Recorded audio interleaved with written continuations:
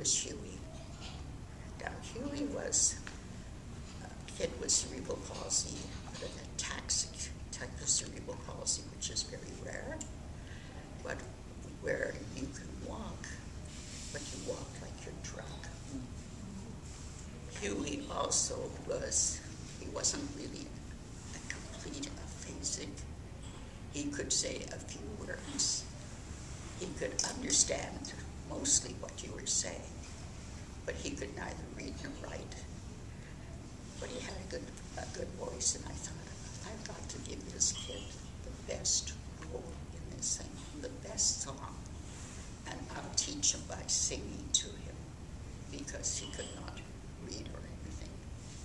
So for months, this kid, who was the most bullied kid in the place because he was a walker who could not speak to most of the kids and could not really relate effectively with them. And we always passed the cheese man's part. We did all the rest of the show. And then one Saturday, our cheese man stands up and he starts to sing. And the kids were stunned. And they applauded him. And on the way out, the biggest bully of all puts his arm around Huey and says, Huey, how about coming to the tea room? This has been 2 years they hadn't let this kid in. Come and we'll play some checkers. And so I knew that we were beginning to build community. At the same time, we would have discussions about, well, why are you putting on a show? And kids said, to have fun. Yeah. And the kids began to smarten up, to say something. Well, what are you saying? Saying, hey, give us a chance. And so that was worked over time after time. And these kids began to say to people, don't look down when you're passing me. I'm a human being. I wasn't teaching them this. They were finding this out for themselves. Eventually, the CBC gave us a set. And when they came to deliver it, and they saw it's rehearsing, they decided they had to go back and tell them at the CBC to film it. When the filming started, the sound man came and said, this is the most god-awful sound I've ever heard. You can't possibly do this. And the kid who was the most musical, this is the big bully who could he was also walking, said, well, you know, you've got your sound equipment right over in this corner, and that's where all the CPs are. Most of them can't speak, let alone sing. If you moved it over here, I think you would be able to get a better sound. And that's what happened. And there's a scene. At the show itself, people were so stunned. There were something like 1,500 people there. They stood and they clapped for 10 minutes. They had never seen anything like this. And at that point, I was standing right beside Clifford. And I bent down and I said, well, Clifford, you helped make this. How do you feel now? And he said, for the first time in my life, I feel like a whole person because I gave something to somebody else. And I can die in peace now. Clifford died 3 months later. So that showed you a little bit of what it was like in a place that was like the 19th century. Bit by bit, so we made a production company there. We made films. We did all kinds of shows every year. And the kids began writing their own scripts. And this went on for 8 years until I left. So I would heard about the rules and the choices. You told us some stories about all those choices that were possible. And in the 70s, Fran, in the psychiatric setting, how did you work there? Well, before that, sort of the end of the 60s, I was in a psychiatric hospital. The worst kids in the Bronx were finding what in the hospital. Finally, there was a hospital for kids who were really, really very difficult. And I'd like to tell you two case histories, though they've been written up years and years ago, but I think that they still have some validity today. The first one was a little boy called Ricky, who was 10. Now, Ricky, his mother was a teenager who gave him up at birth. In the 10 years, he had been through 10 foster homes, 2 treatment centers, and he had been in this hospital 1 year without any change whatsoever. The senior staff met one day, and they didn't know what to do with this kid. This was a throwaway kid. You've heard the term, I'm sure. This was a kid who just didn't do anything, had never been to school, could not read or write, and he was the most hyperactive child I've ever seen in my life. They called him the whirling dervish. There was no such thing as ADD or ADHD at that time. Nobody even knew those terms. So this whirling dervish, the senior staff are having this meeting, wondering what to do with this kid. He'd been there a year. The psychiatrist felt that he had made virtually no progress. He had never been in school. And then suddenly said, well, why don't we send him to music therapy? Fran's just started. I'd been there for 5 months working on the wards and that, but I had just started with the music therapy at that point. And they decided, well, we have no other option. Let it be music therapy. Let her have them this afternoon so we know what happens. So the child care worker brings the kid up. It was a locked institution. And I had been told one thing, and that is don't ever let him get out of the room, because once he leaves anywhere, he never returns. So Ricky comes in, and I had set the room up, and he takes what looked him right over here, are the drums, and he beats his guts out. Then he goes to the piano, and he plunks all over the piano. Then we've got some horns from Nordhoff and Robbins sitting there, and he starts tuning them, and everything he could find.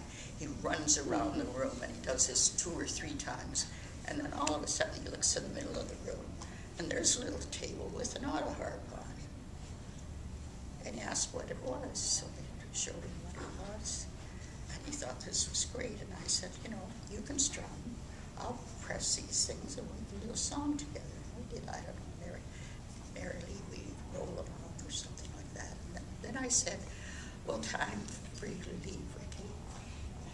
I just got here. And I said, I know, but you know, this was sort of last minute. I'll tell you what, you get up, get dressed, and have your breakfast first thing tomorrow morning and come right up. I'm waiting for you. Now, they wanted it this way because this kid would not get out of bed in the morning because he couldn't face the day.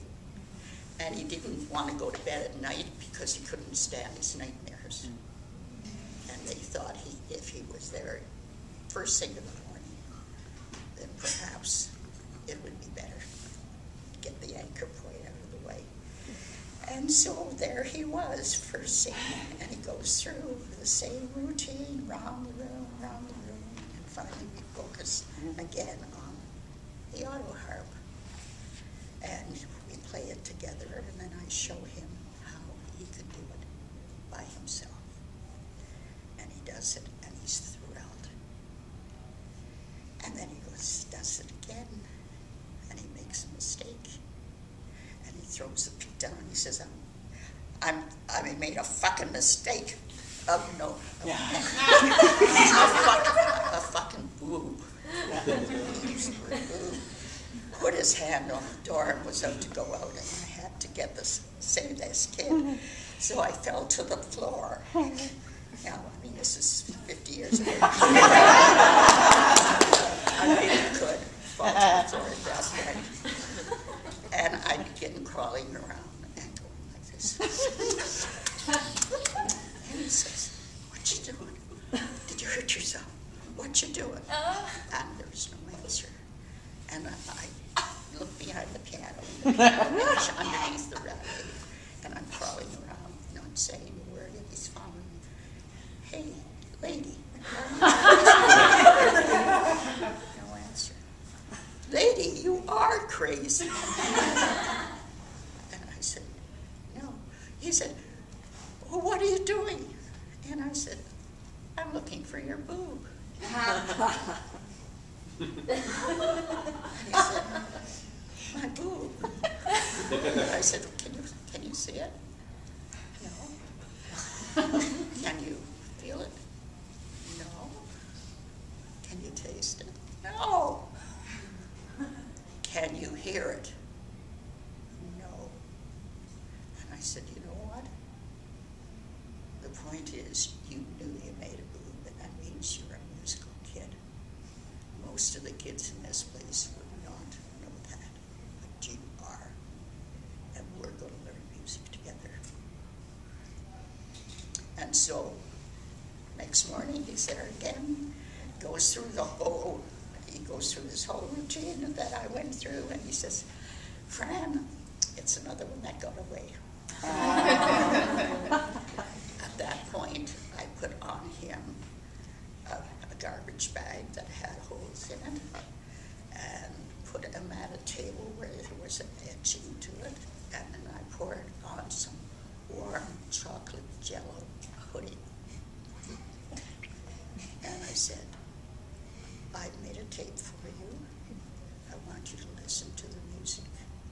And whatever you want to do with the jello, you do that. Let the music tell you what to do." And so, the first piece was Brahms' Lullaby. And so he listens, and suddenly he just moves his hands like this. And he's doing it. And then it changes to the British Grenadiers, and suddenly he starts going like this. And no matter what it changed to, he did something that was appropriate. And that was the beginning for him. So we did all kinds of music things together, but it was important for him to start reading, and it was important for him to learn how to stay in school for 5 minutes. And so we often sat right beside each other, and I would have my arm around him, and every time he'd want to come up, I'd just go, hey, how about we play X and O's or some such thing. Well, we had to train him. We had to train his eye to look from left to right. Because a kid who's as hyperactive as he is, this is what he's saying. Even if it could be colored notes, he is not seeing it unless you got your finger right there and tell him. So we did all kinds of exercises, left to right. There were sword fights, and there were, the shifting materials from left to right. We had a sand table, and I would be making a little road, and he would have a little truck going from left to right. These were the things bit by bit. And after many months, we got in a remedial reading expert, and between the two of us with music and what have you. He was learning how to play music. I had taught him how to chord. He was picking it up by ear at this point. So at the end of, I was seeing him about 4 times a week. At the end of the year, he went for a short period of time to a training school, and this was the throwaway kid that they could not see. Now there was another one there, another one that the same psychiatrist could not get through. His name was Rodney. Rodney was a microcephalic. Now, I know you may know the term for somebody who's got a gigantic head. But microcephalic is one where the head is smaller than the rest of the body. This kid had the most beautiful face, blonde, blue-eyed, rosy-cheeked, and he was very strong. He was 12 years old. His father no longer wanted him. His mother was out of the picture, and this kid was very, very upset. And when he had a blow, and a blow is where a kid just loses it altogether, it would take 3 men to hold it down. At one time, he took a telephone from the wall and just ripped it out. He took a nightstand that had been riveted to the floor and pulled it up and threw it across the room.